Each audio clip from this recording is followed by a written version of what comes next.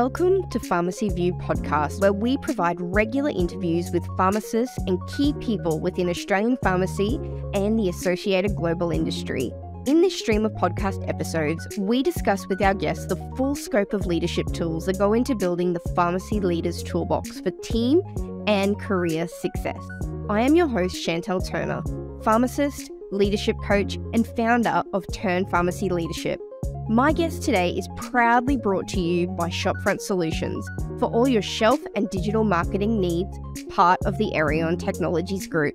The message that I want to get across to students is that community pharmacy has the potential, and specifically rural community pharmacy from my experience, has the potential to give you immense career satisfaction because you are impacting people's health situation so significantly, and they are very appreciative of that fact because they are stuck otherwise. You have significant career progression. You can usually progress a lot faster than maybe in a metro position because there is less competition, or the fact that we're short-staffed. Your role is stretched regardless. You will be pushed and excelled and challenged in ways that you didn't know were possible, and your experience is going to be super valuable. I also want to let people know that rural community pharmacy has the potential to be clinical. Unfortunately, I think this notion that community pharmacy is not clinical or not clinical enough still exists, and it exists in my time. Whereas I'm working in a community-based situation, it's a unique situation where I'm working on site at an Aboriginal medical service, but I have access to the doctors, to the nurses, to the specialists. I have access to the exact same online health records that every other health professional has. So I get to see all of the patient's health information, exactly what you would see on a ward on an electronic health system. So it still has the potential to be clinical in that. Hello, everyone. Welcome to today's episode of the Pharmacy View podcast. I am super excited that Shaylee Mills, all the way from Karratha, is joining me today. Shaylee is a community pharmacist who works for the Pharmacy 777 group in Karratha. She is a huge advocate of rural pharmacy, and she's also the PSA Intern of the Year in 2022. So welcome so much, Shaylee. It's so good to have you here. Thank you. Thank you for having me. It's wonderful to be here, and I'm really excited to chat with you today. So Shaylee, I'm curious. Tell me a little bit about your pharmacy story. What got you into pharmacy, and then how did you end up in Karratha? Yeah, so my story and my journey to Karratha is definitely one that I never expected. But beginning in pharmacy, my story starts like a lot of people. You get to the end of year 12. I had no idea what I wanted to do. And all I knew is that I liked chemistry, specifically organic chemistry. And I was just flicking through the university course books and came across that Curtin's pharmacy degree had organic chem in there. So I figured that will align most with me. And I gave it a shot, and I applied and started the next year straight out of high school. So I went in there first year, and in first year I also got my very first community pharmacy job. So this was also my entrance into healthcare in general. Like, I'd never grown up really thinking that I wanted to be in healthcare because I, again, didn't really know where I wanted to go or what I wanted to do. But once I got into community pharmacy, got through first year and started in second year, I sort of pushed through all of those sort of random little units that they throw at you in your first year. I figured, and I started to really become more confident and more sure of my decision being in pharmacy. So sometimes it takes a while to know, and you don't know straight away. And for me, I didn't know straight away, but I pushed through a little bit more. And then as soon as I found my groove, it was like a perfect match. So yeah, all the way through my degree, I tried to take as many opportunities as possible. So I worked in metropolitan community pharmacy. I worked in rural community pharmacy. I worked in hospital pharmacy. I took on like a little research scholarship through uni to sort of like test that out to see what that process is like and see if that's something that I would like. And I also got on board with like sort of student advocacy roles. So I was like a student representative on the SHPA WA committee and things like that.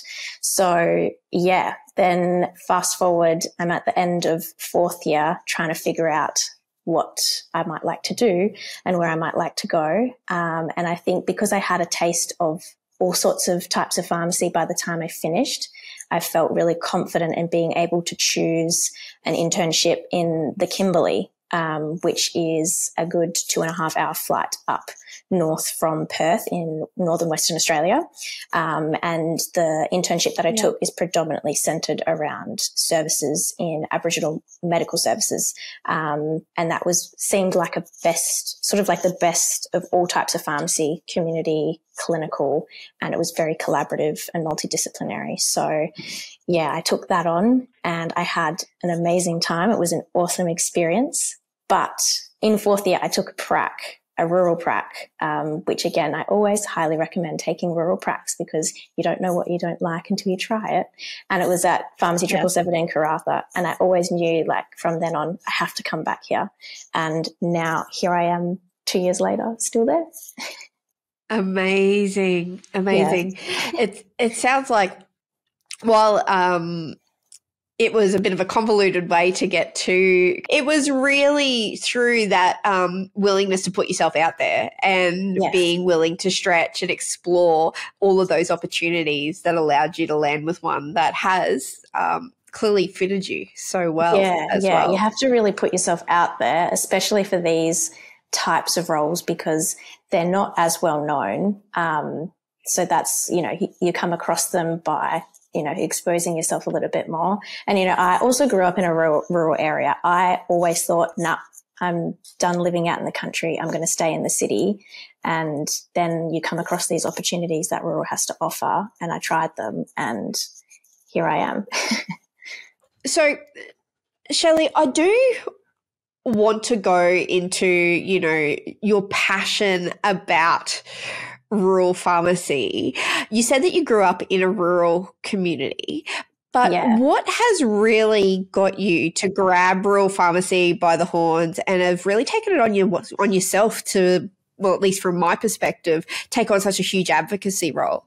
Yeah. So it's interesting because I grew up in a rural area and I've grown up seeing all of the difficulties when it comes to the healthcare system.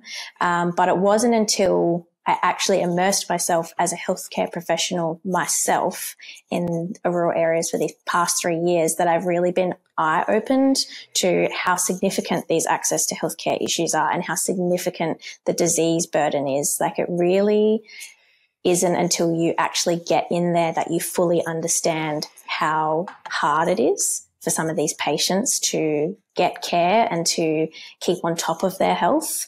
And there's a lot of hard work out there and there is a lot of things being done to help mitigate this. And there's a lot of people really dedicated to this. But I do feel that one of the easiest ways that we can help lighten the load a little bit is to increase the workforce because we've gone through many, many times, and I've also gone through the COVID epidemic working in healthcare, seeing how short-staffed it is in these remote areas. We've got so many people working so hard and they want to work so hard, but it's physically not possible if you do not have the people, and we lack the healthcare workforce up here. Rural pharmacy, it's so tricky. And, we have it really lucky here in Karratha. We actually have a huge, huge pharmacy team, which I think goes to show how successful we are in trying to help patients access healthcare because it is really tricky for patients to see a doctor here. And I've got most people that will come to me most days saying that they can't see a doctor in a reasonable time frame. So fortunately here we've got an abundance of pharmacists, but that is not the case everywhere. And that's why I advocate for it, because I think it's so important to show people what the job is really like and how rewarding it can be, in order for them to actually make the move to these places. Yeah, I 100% agree. And I think, like, hearing you speak, and I came from a rural town as well, what I hear is that rural pharmacists are really the epitome of that primary care role. And it's so great that we're being able to expand our scope of practice. But, yes. We can take primary care in our viewpoint of primary care in so many different ways. It can just be a dispensing model, or we can really be the actual first port of call for these people. And I know the level of services you guys are providing, and the variety of services you guys are providing through Pharmacy 777 and in Karratha specifically. Yeah. But it gives the opportunity and the access point to be so much more than what pharmacy is perceived by so many people. And I think literacy and understanding is definitely improving in terms of the public on that. Yes. But at the same time, there's a lot more to do, not just in our profession, but a lot outside of it as well. Yeah, 100%. I totally agree. And, we have the potential to do so much for people and offer a lot of help and a lot of advice. And we really try to demonstrate that through our model up here in Karratha. We're always trying to be at the front, seeing as many patients as possible, and trying to flip that dispensary model into a forward pharmacy model, because it really is about the primary care. You've got people who are coming in a vulnerable or sensitive situation, and then they don't know where they can actually go, because it's not a case of which option do I pick and maybe the option I have is not ideal. It's that they actually lack options and they come in really concerned, and you're there to help them navigate the health system, navigate how they can manage in the meantime. And, we play such an important role and such an important part in that sense. Yeah. And I think that's really an important point too. It's about being able to be accessible to tell them, or show them and provide that advice and see what other options are, show them what other options are available.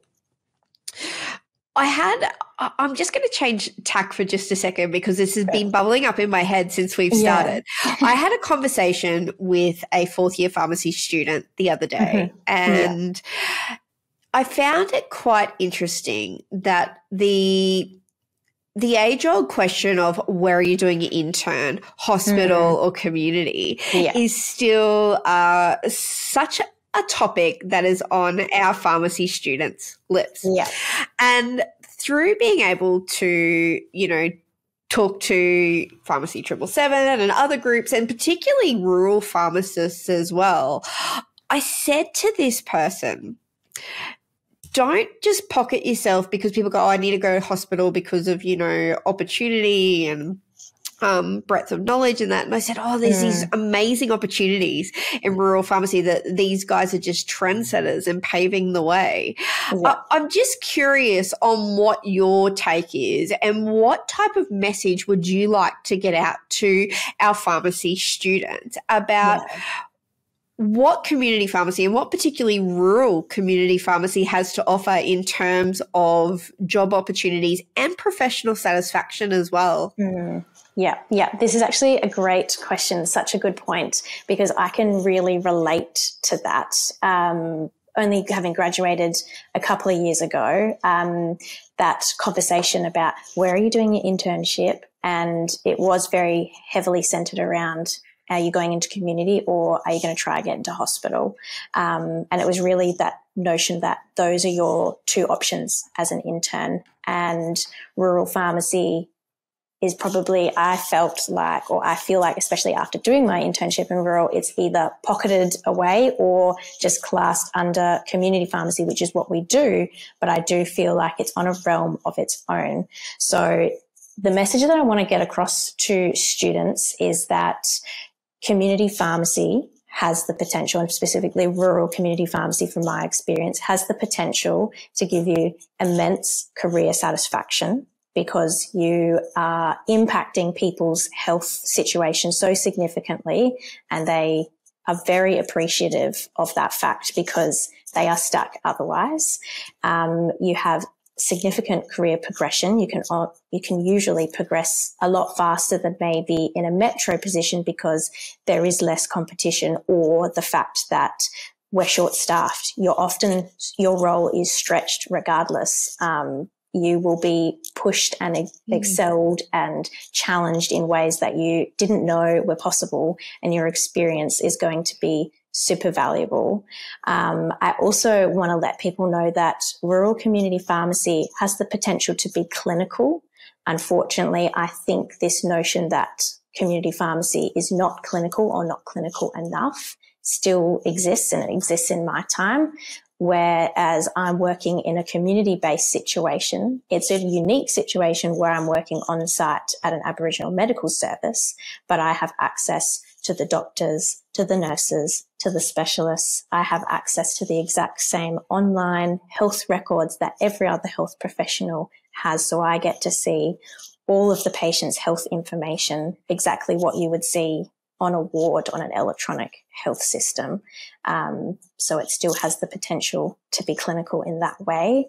It also has the potential to give you an incredible life. I think, especially with COVID, the rate of burnout is huge. I won't lie, I've definitely felt burnt out at times and felt like I'm not sure, if I can continue doing this for years and years and years. And I've now found a path where I get to go to work, but then I also get to switch off at the end of my shift, and I have weekends, and you get to go explore the most incredible parts of WA, and for other rural pharmacists would be other areas of Australia that people literally travel the country to go see, and you live near these places and you get to go there on your weekends and you get your weekends.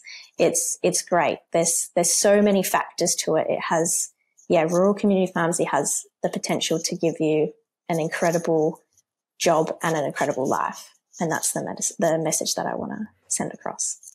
And, I think as well with any community, but specifically rural communities, you get out of it what you put in as well. Yeah. And so if you're willing to be involved in the community, what the community gives back is tenfold as well. Yeah, 100%. And it's so nice, being in that community as well, because, you see patients all the time, but you'll see them outside, naturally you'll see them outside of your professional setting as well. But they're it's no longer a patient health professional situation. It's now just two people having conversations. And then when you're in the pharmacy together, you're able to connect with them better, and you're able to have more in-depth conversations because they trust you, because you're also part of the community, and you're part of the community that they have built and you have built together. Yeah, beautiful. And it's really about that rapport building. Yes. I'm curious though, you mentioned as you were talking before about that, you have felt burnt out before, and you have wondered, how you can keep this up for, years on end. I'm just wondering, it seems like following along on your Insta that you do a lot of self-care, and you said about, being able to switch off at the end of the day and things like that. What type of leadership of self tools do you think that early career pharmacists should be really equipping themselves with to support themselves through this really, I don't want to say challenging in a negative connotation, but it's such an important time in our careers when we're learning and we're doing so much more, and it feels like everything is a stretch as we continue to grow. So how do you protect yourself, and how do you support yourself so that you are minimizing the risk of burnout? Yeah. Very good question. In terms of leadership skills to help support yourself through that, and on top of that, those skills will underlyingly help others. I think there's three key skills that we could look at here. So the first one I strongly believe in is self-awareness. The second one would be adaptability. And the third one would be determination. Oh, they are so good. Tell me more. Can you expand on that for me? Yeah. So when it comes to self-awareness is your ability to understand your emotions, your strengths, your weaknesses, what motivates you, where your values lie. So, within that, then that will impact how you interact with others or how you take on interactions with others as well on yourself. So, you are able to keep yourself accountable in terms of you working towards your goals and how you're working within your workplace setting yourself. But it's also a way of reflecting on how you're managing your workload and your stress levels. And I think self-awareness is a really great way to reflect, be mindful and be resilient, because you can't take on anything. We have a huge job and we're so inclined to give out absolutely everything that we possibly can. We're on the front line helping so many people, and it feels like you're almost pouring out your soul sometimes to help these people in need. And sometimes you've got to think back and reflect on how much are you giving, and then how much do you need to give back to yourself. And that's through self-awareness. And that's one way to really prevent burnout, by that constant self-reflection. In terms of adaptability, that's a huge one. Beautiful. Specifically for me, especially in rural pharmacy. Like, things change all the time. Things change overnight. Perfect example being in the COVID-19 era, when, one single case in a rural community changes the entire way that the health system then has to work and has to act, and what the extra workload is. And it's a lot more intense compared to a metro place, for example, just because the resources are so limited. So, when you have an allocated person for one type of role in a metro area, that the person in the rural area might actually have an allocated role of 3 types of different people, that sort of thing. So adaptability and building your strength in those areas and resilience is another key one for burnout. And then determination. So yes, like I said, I've definitely had my moments where, it's been really hard. And I think everybody's going to go through a time where it's going to be harder and it might not be working out the way that you want it to. And you've just got to find a way to push through, because they will always get to a time point where it gets better. You just have to find a way to get through however long that's going to be. You're never going to be able to predict it. And yeah, I guess for me, I've definitely thought about how long am I going to be able to keep this up for? And I still pushed through, and I found ways to overcome it. And now here I am in a position where I can do this for ages. I can do this for years. I can do this forever. So yeah. That makes me really excited to hear you talk about those key qualities, because we know how biased I am around leadership development and emotional intelligence, but they are such wonderful traits, and they're things that not necessarily through any fault of our university degree, but I don't think we spend enough time learning these things, and that can really be to the detriment of our early career pharmacists when they come out and have to face the world and see that there's so much more on our plates than what we might have intended there to be. So it brings me to another thing. And again, I'm coming back to your Instagram and just seeing LinkedIn presence and things like that. We've spoken about community in terms of within your Karratha community, but I see that you're also taking a pretty active role in nurturing the early career pharmacist community. So can you tell me a little bit about the work that you're doing there and how that is filling your cup, that's me assuming, and also filling the cup of others? Yeah, in Karratha, I've taken on a role where I liaise with the pharmacy students that come through on prac with us in Karratha. I took on that role, because in Karratha, we really value students. That's where we pretty much get a lot of our recruitment from. And my employers here and all of our colleagues, we absolutely love having students, because that's how we find, that's how we find our future pharmacists. And there's nothing more exciting than finding a future pharmacist who also wants to come back and work at these places, because it's so hard to find them. So we really value students, and we really try to put on a show to show them, how incredible your career can be up here and how incredible the life is up here, and that you're part of a community and you're part of a really great team. And that is represented by the fact that about 50% of the staff here actually came here on prac and are now still here as an intern or after their internship. So that's sort of very telling, I think, of how much we really do try to convince you to come back, because it's amazing. Yeah. That's an incredible conversion. Yeah. So yes, I've sort of taken on this position of being the liaison for the students that come through.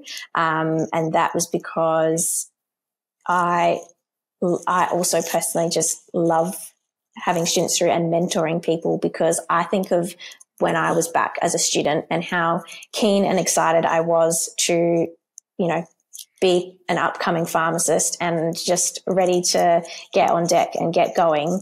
And, I really valued those wonderful people that I met along the way who really inspired me and, gave me such a positive experience, and are definitely a contribution as to why, I'm a pharmacist now and I've had such a great experience so far. And I want to be able to be that for people who come here, because that is also a huge part to play in one student staying in pharmacy.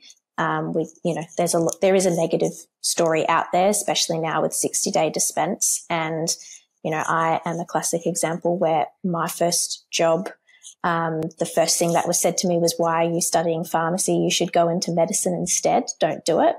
And here I am now, absolutely loving my job and wouldn't change it for the world. And I want to hopefully be able to turn those stories into positive ones if anybody has actually gone through that. So yeah, that's sort of why I do it. And it fills up my cup because, I love working with people, and I love being able to watch people be really excited about their future. And yeah, I just try to invest a lot of time with them, along with the rest of our team, investing a lot of time as students to help fill their cup, because they have done that for me. Oh. Yeah, that's beautiful, and you can really hear the passion you've got for mentoring others as well. Yeah. In a similar vein, you've mentioned that, there are some negative stories out there. What do you think the biggest pain points or the biggest hurdles are at the moment to get pharmacists to go rural? Yeah, that's a good question. So I think a few pain points, which for me I would consider misconceptions. And don't get me wrong, this definitely happens in all types of workplaces, like the negative sides, but is always the flip side where you will get places where there's positives to that. So the main ones I think would be that, for example, it's very isolating. There's not that many people there. You're in the middle of nowhere. There's nothing to do, and you're going to be the only pharmacist rostered on, working ridiculous hours each week. My example is the case that I am never working alone. I always have another pharmacist working with me, and they are a senior pharmacist and I'm an ECP, which is incredible that I always have somebody to turn to. It's not uncommon in my workplace, at least, to have 3 or 4 pharmacists rostered on, and that's in a rural area, and that's not common, but it's happening in rural areas. So I think that says a lot. Another pain point would be that it's very difficult to move to these places. You have to uproot your entire life. I think that's a big barrier, and it's scary. Like, don't get me wrong, I've moved around to lots of different places, and I've also grown up in a rural area, had to move to boarding school. I've moved away from my family, and it gets easier, but it doesn't get less scary. But there are lots of things in place to support you, and a lot of these things I didn't know as a student. And I think it's important that students and interns do know that there is financial aid to help you move to these places so that you don't have to do it alone, especially because you're a student, so you're not going to have much banked up there to be able to move to these remote places. Yes, living in these areas is really expensive and it's very inflated compared to the metro area. Again, there's financial aid and there's often like packages where you will get financial benefits. For example, your employer will cover your housing and things like that for the entire time that you're employed. I think another pain point is that it's like just typical, like it's not unique practice. So why would you move so far away if it's identical to somewhere else that's closer to home?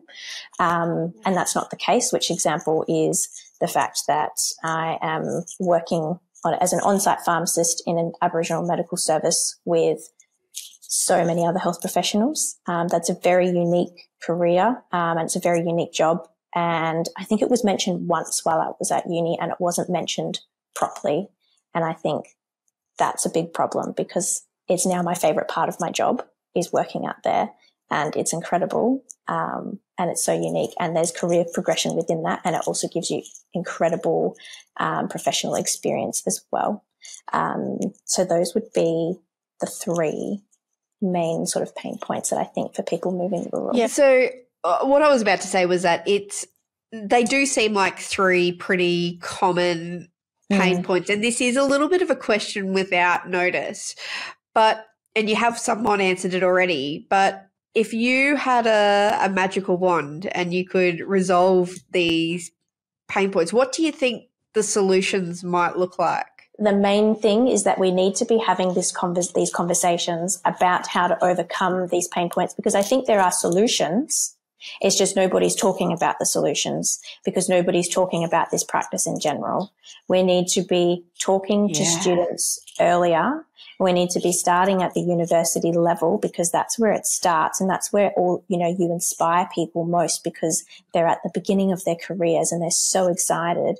We need to be having conversations about all of this at university and earlier. We shouldn't be leaving it until later on when people are looking at different jobs and they see adverts pop up, pharmacist roles, and they're sort of like, well, I don't know, like, what is this about? How does this work? And, where can I find support? Because it also is tricky to find those places of where to go to find that support. So that would be the main thing, is that we need to be having conversations about rural healthcare and rural practice and rural careers earlier. We need to make it so that we've got things like community pharmacy, hospital pharmacy, industry pharmacy. I know we're looking a lot at aged care pharmacy and GP practice. There is no reason why rural pharmacy does not need to be in its own little realm, and we should be talking about it. Yeah.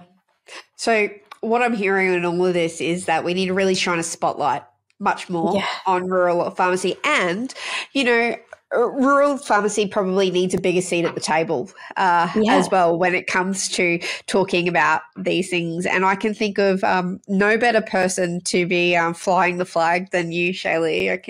I've said this already in this episode, in this chat, but your passion is contagious around this topic as well, and the advocacy work that you're doing to minimize the misconceptions. Yeah. And show people that there is an incredible life and career to be had outside of metro areas is really testament to your dedication to the cause. Thanks. We've covered a lot of ground from, where you started to how you got to Karratha and this incredible, diverse role that you have now. And also we've spoken about those leadership qualities, leadership of self qualities that really help you to thrive in what can be a challenging place to work with isolation, as you've said, and having to move away from family and that as well. So I always ask my guests, one last question, and that is that I am building a leader's toolbox. So I ask all of my guests to give me one key thing that they would like to put into this toolbox that they could gift to pharmacists of any age that will help them to improve their life, their job satisfaction, and their longevity in our career as well. Yes. So I've probably jumped the gun a little bit because I believe that the tool that I would put in there would still be self-awareness, because every element of self-awareness have been so helpful for me. And I wouldn't say that I'm perfect at it, but I feel like I'm always working towards self-reflection and resilience. And while we haven't specifically touched on this, and I don't want to go down a rabbit hole right at the end of this podcast, but I think it's really important to really highlight something that I see in you, Shaylee, and it is about how you go about self-awareness. So many people talk about self-awareness and reflection, and it can almost become this wallowing, self-fulfilling prophecy that we kind of get stuck in, almost like a backward reflection of rumination.